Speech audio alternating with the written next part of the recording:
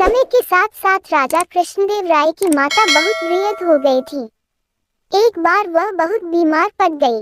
उन्हें लगा कि अब वे शीघ्र ही मर जाएंगी। उन्हें आम से बहुत था, इसलिए जीवन के अंतिम दिनों में वे आम दान करना चाहती थी। सो उन्होंने राजा से ब्राह्मणों को आमों को दान करने की इच्छा प्रकट की।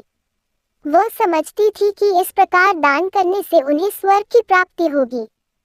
सो कुछ दिनों बाद राजा की माता अपनी अंतिम इच्छा की पूर्ति किए बिना ही मृत्यु को प्राप्त हो गई।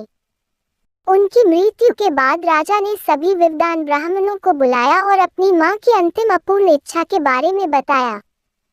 कुछ देर तक चुप रहने के पश्चात ब्राह्मण बोले, ये तो बहुत ही बुरा हुआ महाराज। अंतिम इच्छा के पूरा न होने की दशा में तो उन्हें मुक्ति ही नहीं मिल सकती।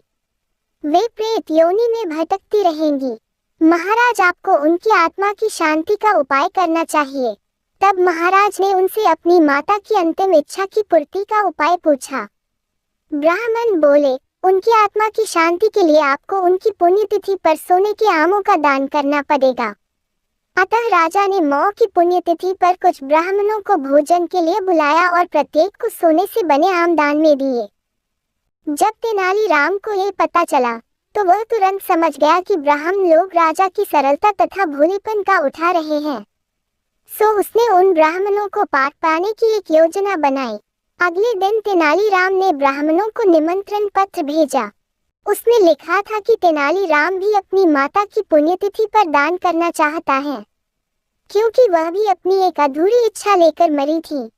जब से उसे पता चला है कि उसकी मां की अंतिम इच्छा पूरी न होने के कारण प्रेत योनि में भटक रही होंगी, वह बहुत ही दुखी है और चाहता है कि जल्दी उसकी मौ की आत्मा को शांति मिले। ब्राह्मणों ने सोचा कि तेनालीराम के घर से भी बहुत अधिक दान मिलेगा, क्योंकि वह शाही विदूषक है।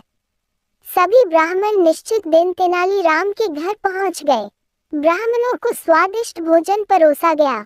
भोजन करने के पश्चात सभी दान मिलने की प्रतीक्षा करने लगे। तभी उन्होंने देखा कि तेनालीराम लोहे के सलाखों को आग में गर्म कर रहा है। पूछने पर तेनालीराम बोला, मेरी माँ फोड़ों के दर्द से परेशान थी। मृत्यु के समय उन्हें बहुत तेज दर्द हो रहा था। इससे पहले कि मैं गर्म सलाखों से उनकी सिकाई करता, वह मर चुकी थी।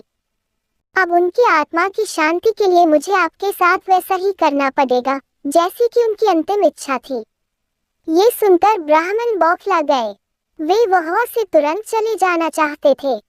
वे गुस्से में तेनालीराम से बोले कि हमें गर्म सलाखों से दागने पर तुम्हारी मौ की आत्मा को शांति मिलेगी। नहीं महाशय, मैं झूठ नहीं बोल रहा।